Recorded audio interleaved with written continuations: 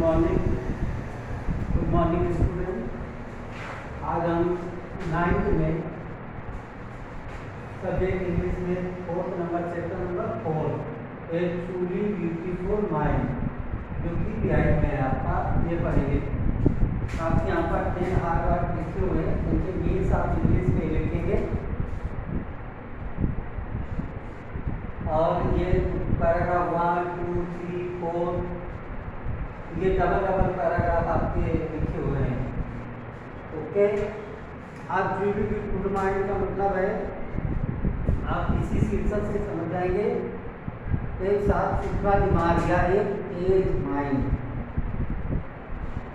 या होशियार।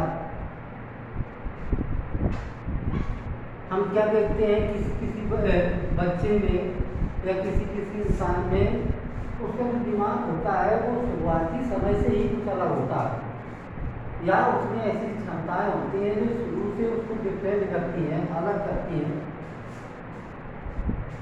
Most of the story about a genius that a child or baby from birth, so some of different quality in birth time to other child, and the child now grows in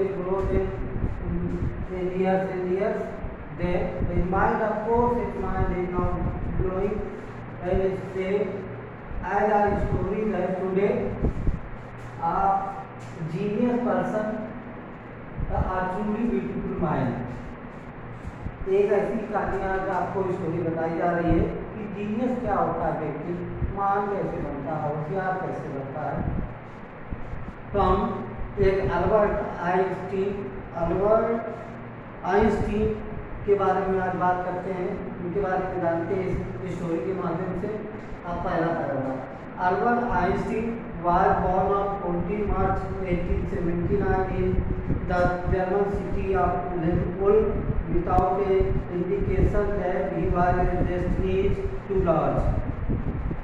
Albert Einstein का जन्म 14 मार्च 1889 को Germany के शहर उल्म में हुआ था। Albert Einstein का जन्म 1869 में जर्मनी के शहर उल्म में हुआ था और बिना इस पूर्व सूचना के कि ये बच्चा आगे चल करके बहुत होशियार बनेगा, जीनियस बनेगा। और उसकी माँ सामान्यतः अल्बर्ट को एक असामान्य बच्चा मानती थी क्योंकि इनका जो सिर था वो थोड़ा सा बड़ा था साइज में। Second paragraph. At the age of 2.5 years I still wasn't talking when the finally she learned to speak, guitar, everything to it. I still didn't know what to do with other children playing a star with weather boring. When the age of Einstein up to 1 and 2 years, then all the children there, and some of words now speak, but didn't speak clear words। जब Einstein 2.5 वर्ष के हुए तो उन्होंने बोलना सीखा, लेकिन Einstein साफ सुथरा नहीं बोल पाते थे या बोलना नहीं जानते थे ज़्यादा, और हर एक वर्ड को वो 2 बार बोला करते थे। तो उनके जो दोस्त होते थे या उनकी उम्र के जो बच्चे होते थे या उनके जो सहपाठी होते थे उनको वो बोरिंग ब्रदर कहा करते थे। बोरिंग ब्रदर का मतलब कुबाऊ भाई। क्या हुआ, अधिकांश Einstein so much like to play to mechanical toys. Einstein को खास तौर से यांत्रिक खिलौनों से खेलना पसंद था। When a child he saw his little sister whose name is Mada, then say about the Mada that Einstein feel as a toy to Mada. So sad too, very real in Mada। क्या होता था जब Einstein बहुत खिलौने उसे पसंद थे, एक बार उसने छोटी स्कूटी पर हिमाचल को देखा और उसने पूछा कि इसके पहिए कहाँ लगे हुए हैं, यानी ये चलती कैसे है, पहिए कहाँ है इसके। और थर्ड फोर्थ पैराग्राफ में है, a headmaster once told his father, once a time headmaster calling to his Einstein father and saying all the things about Einstein, Albert Einstein, and of course headmaster says to Albert father that your child nothing do in his life. Here you provide more facilities like trade, shops and etc. एक बार headmaster ने Albert Einstein के पिताजी को बुलाया और उनसे कहा, जब वो अल्बर्ट आइंस्टीन 6 वर्ष के थे तो हेडमास्टर ने अल्बर्ट के पिताजी से कहा कि मुझे नहीं लगता कि ये अल्बर्ट कभी सफल हो पाएगा या अपने जीवन में कुछ कर पाएगा, चाहे तुम इसको व्यापार कराओ या कोई और काम धंधा कराओ, लेकिन ये सफल नहीं होगा। But when the age of 6 of Albert Einstein, his mother learn music of violin। जब वो 6 साल का था तो उसकी माँ ने उसे वायलिन बजाना सिखाया या बजाने की कोशिश की। अंत में अल्बर्ट आइंस्टीन बहुत अच्छे वायलिन वादक हो गए और ये उन्होंने अपनी रुचि वायलिन को बजाने की रुचि उन्होंने अपने जीवन भर संभाल के रखा। अब फोर्थ पैराग्राफ है, थर्ड फोर्थ एक साथ है ना। But Albert Einstein wasn't a bad pupil. He went to high school in Munich. Albert Einstein एक बेकार शिष्य नहीं था, उसने म्यूनिक में उच्च विद्यालय के लिए दाखिला लिया और जब वो 15 महीने उसको वहाँ बीत गए अपने परिवार से दूर रहते हो तो अच्छे अंक उसने प्राप्त किया। वो लेकिन जब 15 साल की उम्र में आया तो गया म्यूनिक के उस स्कूल में अल्बर्ट की टीचरों से लड़ाई होती रहती थी। अल्बर्ट ऐसे क्वेश्चन पूछता था, टीचर परेशान हो जाते थे, इसलिए उसकी हमेशा टीचरों से लड़ाई होती थी जब वो 15 साल का था। और इसके बाद उसने then Albert decided to leave the school of Munich because so much quarrel with teachers and other person, so he decided to leave the school. Albert Einstein ने जब 15 साल की उम्र में ये फैसला किया कि उसकी स्कूल के टीचरों से लड़ाई बहुत होती है तो उसने फैसला किया वो स्कूल छोड़ देगा। फिफ्थ और सिक्स पैराग्राफ में है, the previous year Albert parents had move to Milan. पिछले साल अल्बर्ट के माँ बाप मिलान चले गए।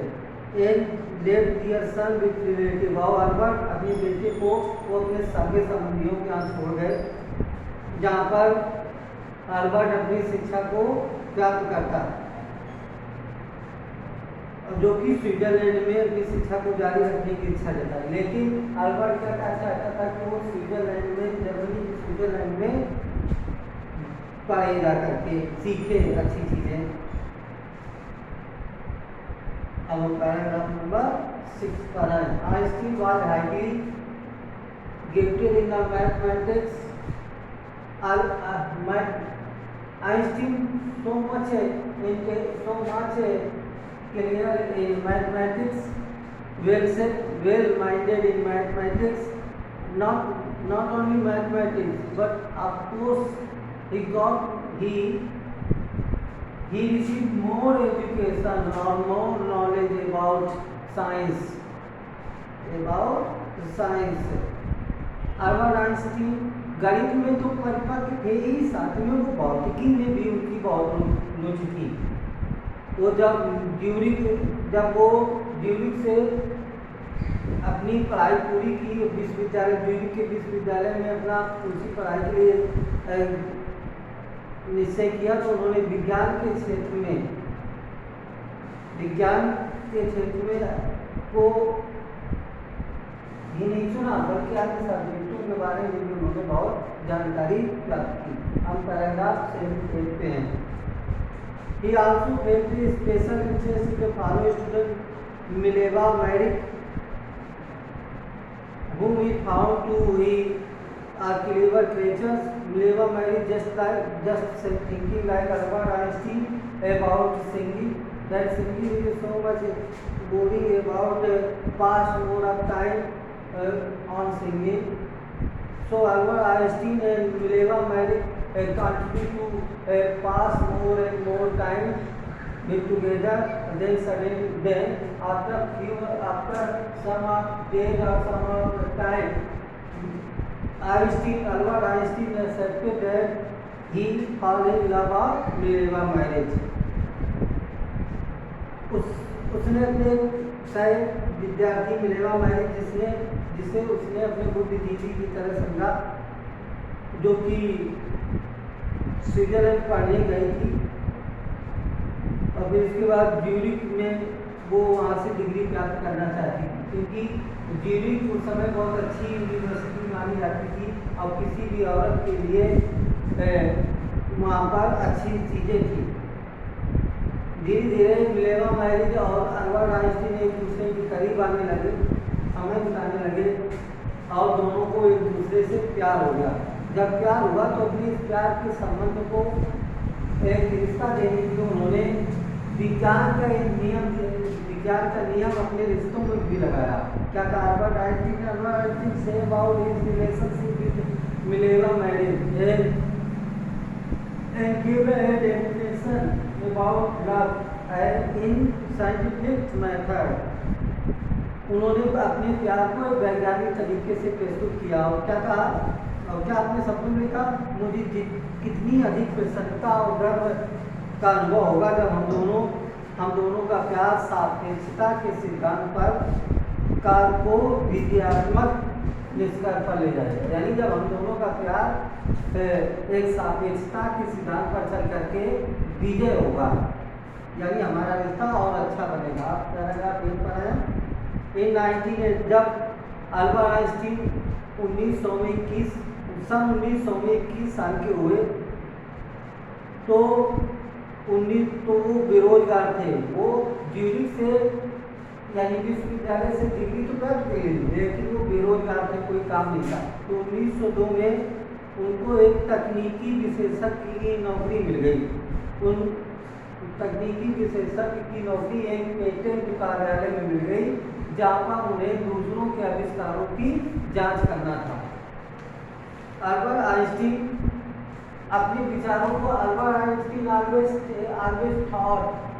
always thinking at different topics, different issues. When a time Albert Einstein sat in office, in patent office, they saw a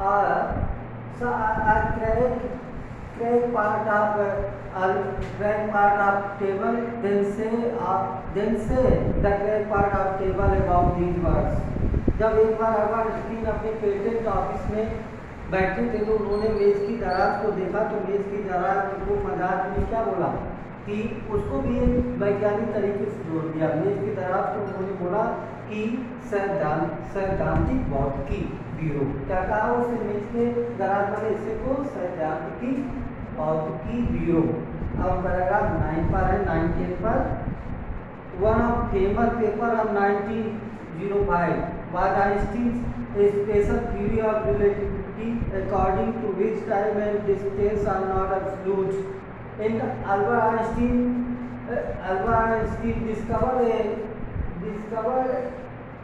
discovered a new theory about time and distance.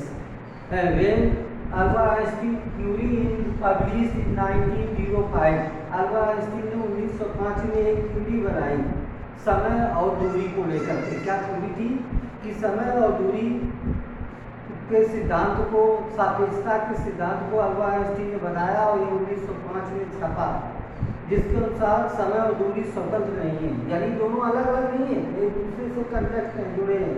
वास्तव में विशुद्ध घड़ियाँ एक जैसा समय नहीं बताएंगी यदि वो दोनों एक यात्रा के बाद एक दूसरे से तीन सापेक्षता के पास आती हैं।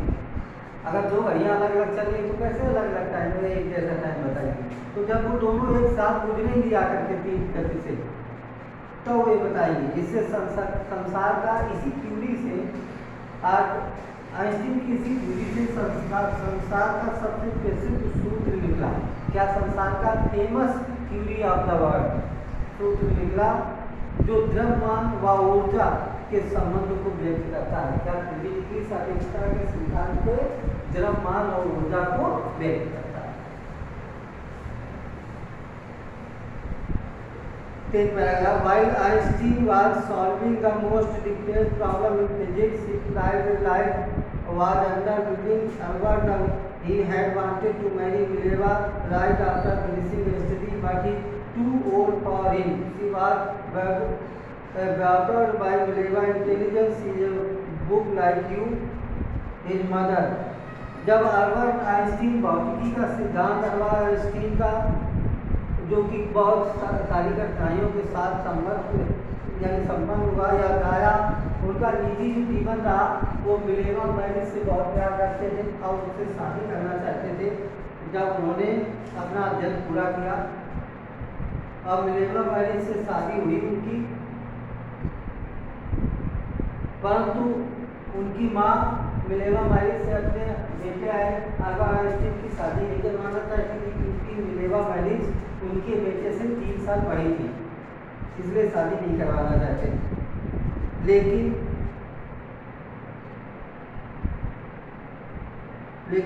उसकी माँ ने ज़्यादा यानी उससे बात नहीं किया, उसकी बात को काट दिया जब अल्बर्ट आइंस्टीन ने बात की। अब The pair finally married in January 1903. At last, some more of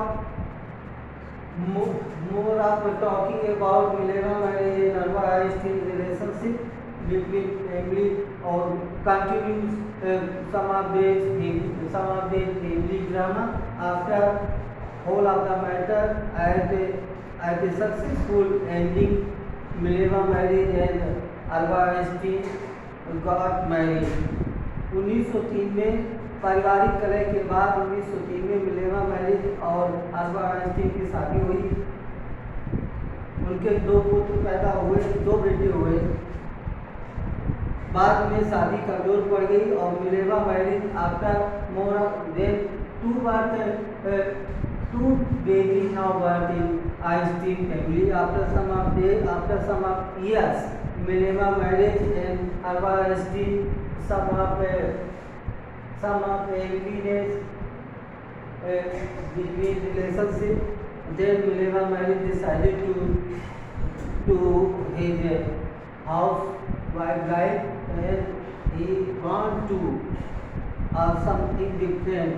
बाद में शादी जब उनकी कमजोर हुई अल्बर्ट आइंस्टीन की तो मिलेवा मैरिज ने अपनी आकांक्षा को खोने लगी और गृहिणी होने से वो नाखुश होने लगी। 1919 में उनका तलाक हो गया अल्बर्ट आइंस्टीन और मिलेवा मैरिज का। इसी वर्ष अपनी चचेरी बहन एल से विवाह कर लिया। जब उनका तलाक हुआ तो अल्बर्ट आइंस्टीन ने अपनी चचेरी बहन से शादी कर ली। 12 नंबर पेज पर Albert Einstein, a new personal chapter coincided with his rise to world fame in 1915. Einstein का एक निजी अध्याय उनके विश्व प्रसिद्ध के उत्थान के लिए था। सन 1915 में वो समय था जब अल्बर्ट आइंस्टीन फेमस हुए। सापेक्षता का सिद्धांत प्रकाशित किया गया उनका, जिसने गुरुत्वाकर्षण को एक नई व्याख्या दी। ग्रेविटी को उन्होंने एक नई डेफिनेशन दी उनके सापेक्षता के सिद्धांत को। सन 1919 में सूर्य ग्रहण ने यह प्रमाणित कर दिया कि जो अल्बर्ट आइंस्टीन ने बताया था अपने सिद्धांत में वो सही था। अल्बर्ट आइंस्टीन ने पहले ही बिल्कुल सही और सटीक गणना की थी सूर्य ग्रहण के लिए। उस समय उस प्रभाव पर जो स्थिर तारों का प्रकाश जो सूर्य के गुरुत्वाकर्षण के कारण विकसित कर दिया गया था। और जब ये साबित हो गया कि अल्बर्ट का सिद्धांत सही है, जब सूर्य ग्रहण पड़ा कि सूर्य ग्रहण और तारों का जो गुरुत्वाकर्षण था, सूर्य ग्रहण से जो तारों का सूर्य से जो तारों का गुरुत्वाकर्षण था, ग्रेविटी की, वो सिद्धांत अल्बर्ट आइंस्टीन के सिद्धांत को साबित कर दिया। अब पेज नंबर पैरा नंबर 13 पर Einstein received a Nobel prize in for physics in 1921. Einstein को 1921 में भौतिकी विज्ञान में नोबेल पुरस्कार दिया गया। Not only received Nobel पुरस्कार but also received many different type of reward in physics. उन्हें उसे सम्मानों की बौछार कर दी गई। पूरी दुनिया से निमंत्रण मिलने लगे, उसे बुलाया जाने लगा अल्बर्ट आइंस्टीन को, और उनकी so much nice to Albert Einstein, उनकी बहुत प्रशंसा होने लगी। 1415 अब 14 पर है। When the Nazis came to power in Germany in 1933, जब नाजी लोगों की सत्ता जर्मनी में 1933 में आई, तो Einstein immigrated to the United State 5 years later। तो आइंस्टीन 5 वर्ष के उपरांत बर्लिन में नाभिकीय विखंडन की खोज कर रहे थे। इसकी बर्लिन में नाभिकीय विखंडन की खोज कर रहे थे जब 1933 में जर्मनी में नाजी लोगों का शासन आया। तो उनको एक चिंता हुई, क्योंकि उस समय नाजीवाद जो शासक होते थे वो फांसीवाद ज़्यादा चलाते थे, हर एक को सजाएं फांसी मौत या ऐसे देते थे वो लोग। अल्बर्ट आइंस्टीन इससे भयभीत थे। सो अपने नाजी एम्परर्स भयभीत थे, नाजीवादी परमाणु बम बनाकर प्रयोग कर सकते थे। And Albert Einstein named that Nazis now discover atom bomb and use in the same country. वो ये डर था उनको कि कहीं नाजी लोग एटम बम का प्रयोग ना करें बना सकते। 1516 at the urging of Carnegie Einstein wrote a letter to American president. जब आइंस्टीन को ऐसा लगा तो मित्र समझकर के उन्होंने अमेरिका के राष्ट्रपति को पत्र लिखा। फ्रैंकलिन डॉक्टर रूजवेल्ट उस समय अमेरिका के राष्ट्रपति कौन थे, जब उन्होंने पत्र लिखा फ्रैंकलिन डी रूजवेल्ट। ये बात है 1939 में। 1939 में 1939 में अल्बर्ट आइंस्टीन ने ये अमेरिका के राष्ट्रपति को पत्र लिखा और उन्होंने ये चेतावनी भी दी कि नाजी लोग एटम बम का निर्माण कर सकते हैं या बंदरगाह के समीप इसको नष्ट कर सकते हैं।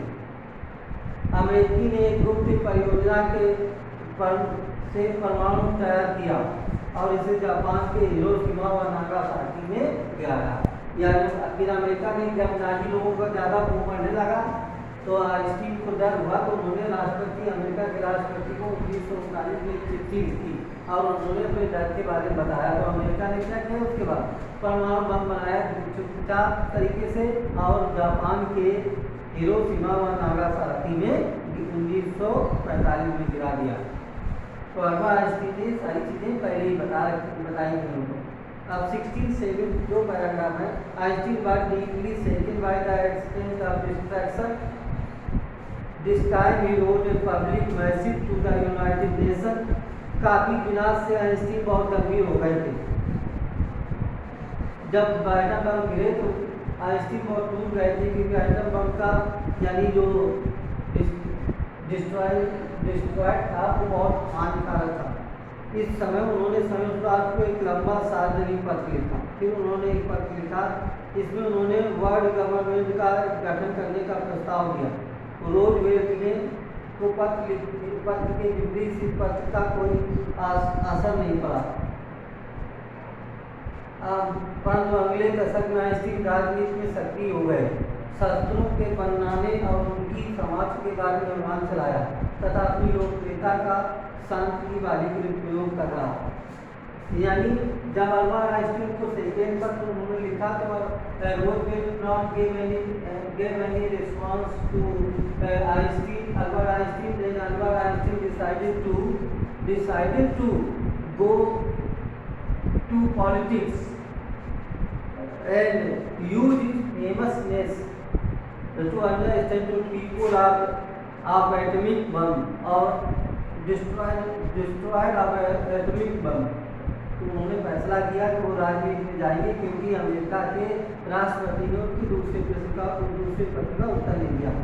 when 17 at last paragraph है इसका, when Einstein died in 1955 at the age of 76, 1955 में 76 वर्ष की उम्र में आइंस्टीन का निधन हुआ।